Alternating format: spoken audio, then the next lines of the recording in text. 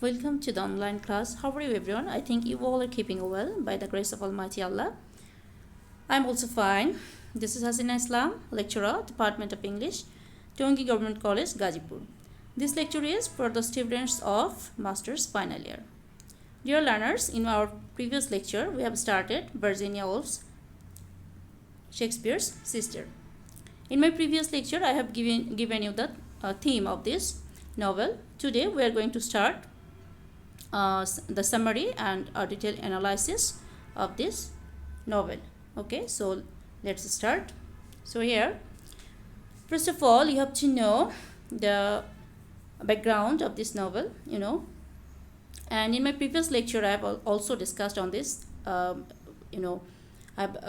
give you some information regarding this novel. Okay, so Shakespeare's Sister is an extract taken from A Room of Women's Own. In Shakespeare's Sister, Virginia Woolf explored the plight of women. Actually, here he wants to show the situation the women were facing the difficulties imposed by the society. So women in society in England during the 15th and 16th centuries.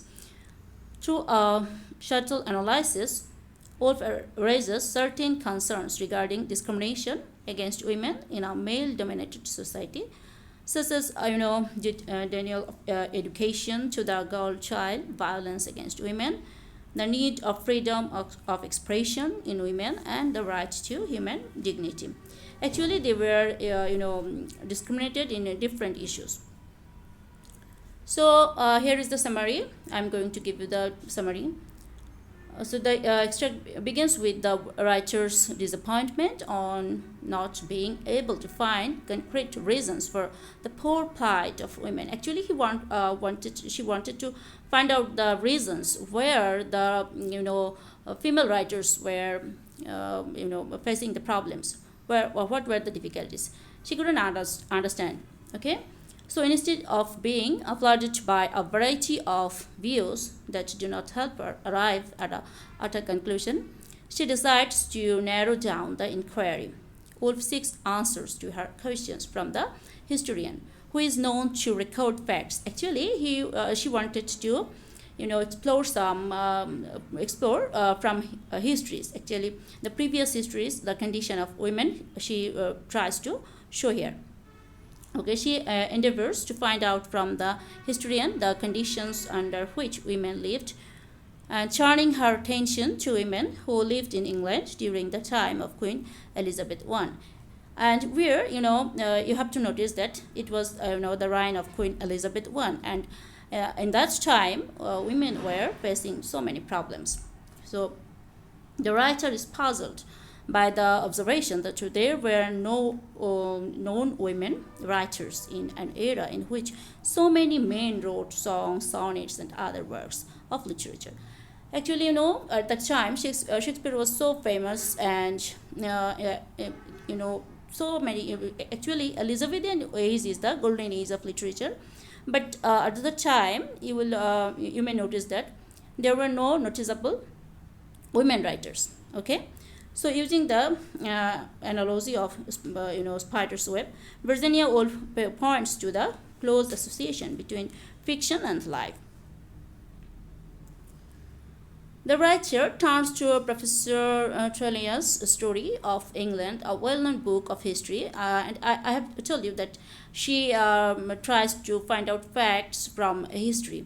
So in her quest for the position of women in society, she was appealed to read in this book that wife beating was a recognized right of men and was practiced without shame by high as well as low.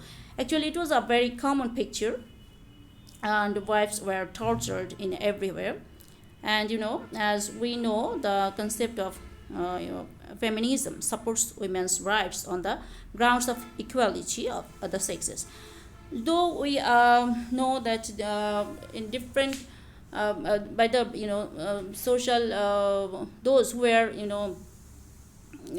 raise their voice for social movements, they were saying they were asking for equal rights for women, but it was so tough to establish at that time. So, through an imaginative reconstruction, Wolf wonders what would have happened to a talented woman if she were born in the age of Shakespeare. Actually, here, Virginia Woolf, show her sister of Shakespeare, who is actually not a real sister, a imaginative sister, since facts about women were difficult to obtain. The writer reflects upon what would have happened if Shakespeare had a highly gifted sister like him. Actually, she wanted to show that if Shakespeare had a sister and who was, highly qualified like Shakespeare, what happened? Wolf names the hypothetical sister as Judith Shakespeare here. Okay, Shakespeare, being a man, had the privilege of education and entertainment, and women were not given the equal chance to education, and so he went to seek his fortune in London. He worked in the theater, became successful as an actor, and lived in the center of activity in the famous city of London. In the meantime, his highly talented sister, Anne, may suppose, stayed at home. Actually, at the same time, his sister, she was locked into the home, and she couldn't get the same opportunities as her brother. On may suppose stayed at home.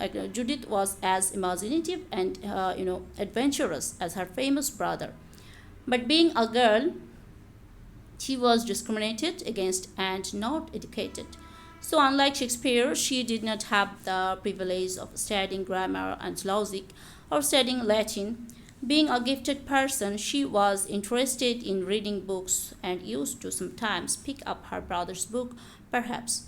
When her parents came to know of this, they told her to take care of, womanly things such as cooking and stitching. And being talented, she probably wrote something, but knowing the strict restrictions imposed on women, probably hid her writing or set them on fire. Actually, she tried to write something like Shakespeare, but she couldn't finish those things, and she had to face, so many barriers. And she was actually at this time the society couldn't allow them to lead the life like their life in this way. So she was engaged to be married at a very young age. When she refused to get married, she was badly beaten by her father, and then her father stopped using such corporal punishment and tried to emotionally coerce her.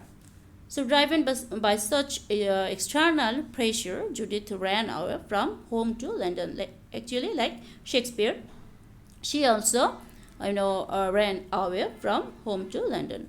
She had good music sense as well as a taste for the theater, like her famous brother.